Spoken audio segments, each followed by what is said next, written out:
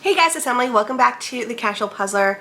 I'm not sure the order of the videos that are going to be coming out, but I'm in a new space. We're in our temporary housing, and today we are going over the puzzles that I did in February, which, to be honest, I'm pretty impressed with how many I did, considering that I was in the very middle of moving house, and so I was able to do 7 puzzles, plus I did 1,000 pieces of a 4,000 piece puzzle. So I'm feeling like that's pretty good, considering the last 2 weeks was kind of chaos. Me and my husband did film a video about like what's been happening the past 2 weeks to catch you up on. If it's already available, I'll link it down below. If not, it'll probably be the video after this one. But we're just going into the puzzles that I did in the month of February. I think I have videos on all of them, if not most of them, and so I'll leave those down below too in case you want more of an in-depth review or want to see overhead footage. I'll make sure to include that.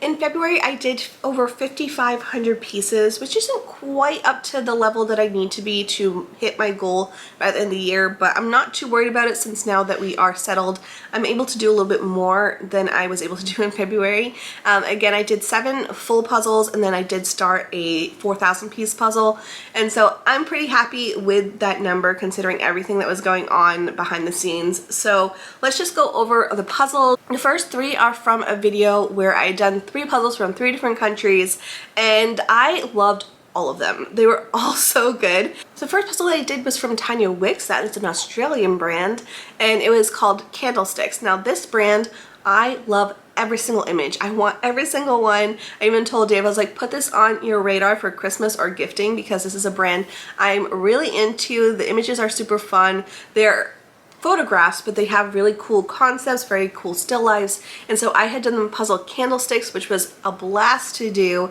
A little bit higher in difficulty just because there was a few chances where colors could be in different areas. Some of the colors were a little bit similar, but I really enjoyed it a lot. I did it in the evening on the weekdays, and normally I don't puzzle too much on the weekdays.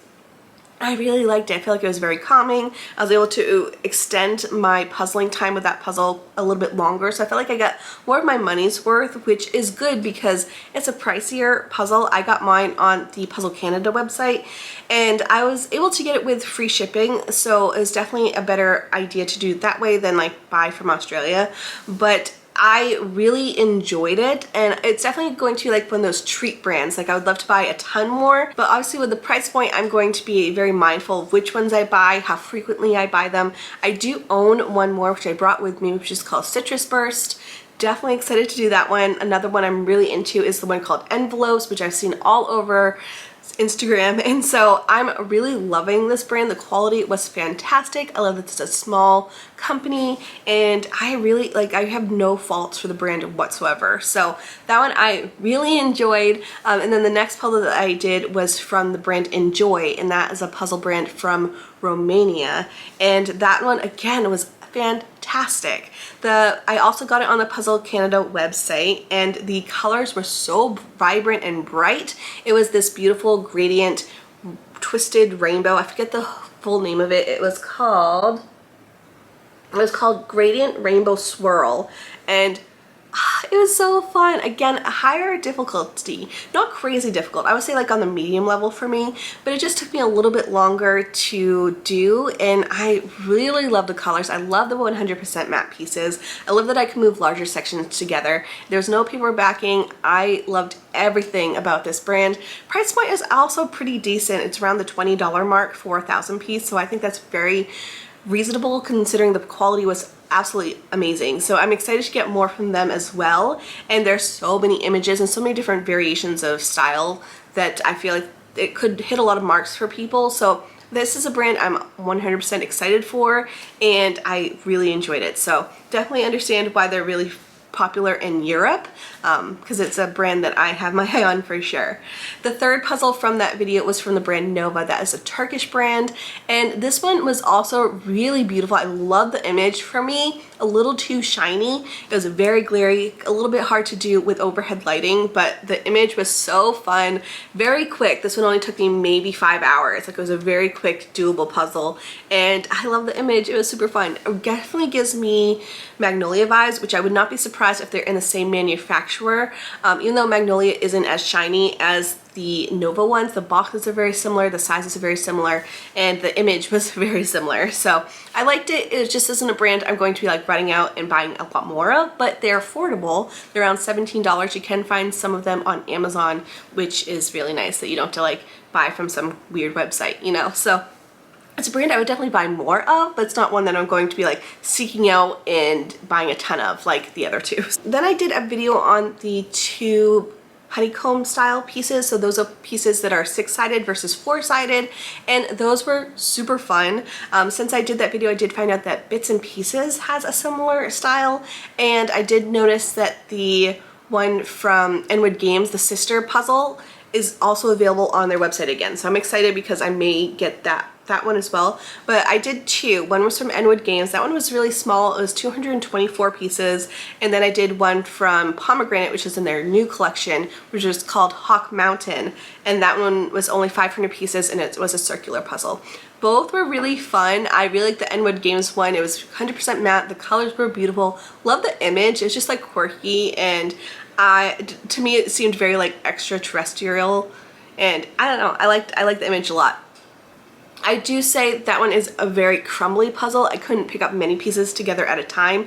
I'm not sure if it's because of the fit. I haven't done anything else from the brand, but it is a brand that I'm still like curious about. It is much smaller, and they do again have a second puzzle of this line, and that one was out of stock when I originally filmed that video, but I think it's still available currently, but they are limited edition. The Pomegranate one does have a few others in the collection that have a similar style, and I'm curious about them. I know Charlie Harper isn't like everyone's favorite. I don't mind his images. I like the different patterns that are within the pieces, and I think it's super fun, but there are some, like the one that was like the yellow and blue fish one that I'd done a long time ago. I hated that puzzle a lot, so I would much prefer more like illustrated than like quirky modern art, but it was fun, and I would definitely do more from that style of piece shape.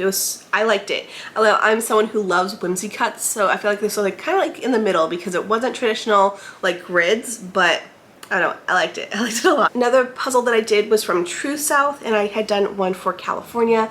I'm not sure, it should be already, but it was a video that I had done, which is kind of just like memories of California, where we had lived there for 8 years, and it was super fun to go through the footage and finding all the different clips and photos from the past 8 years. I didn't really buy the puzzle for the puzzle, you know, to like have the quality and all that such when doing the video. I was really doing it for memory's sake, and I definitely hit the mark on that. I really enjoyed doing it and looking at all the different landmarks that we had visited, and to me it was just like very memorable. I liked it a lot. So I would probably buy more from them. I do have one other, which is just the Washington one.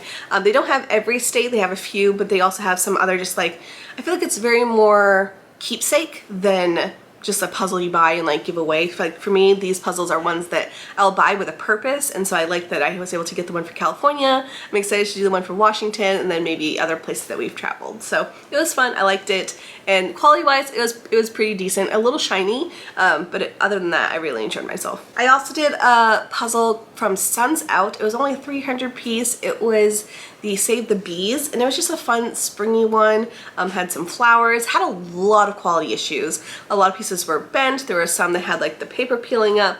It was incredibly shiny. It was very loose, a few false fits for only being a 300 piece, and so not my favorite. And I feel like for Suns Out, for me, I've had very polarizing experiences. I've had amazing times, and then I've had ones that have had quality issues, and not just like a little bit, like, oh, it's just because of preference, like they are just quality issues. And so I don't think it's a brand that I'm gonna be like running out and buy, but if I found it on like a thrift store shelf for like $2, I probably would get one, you know, just for the fun of it.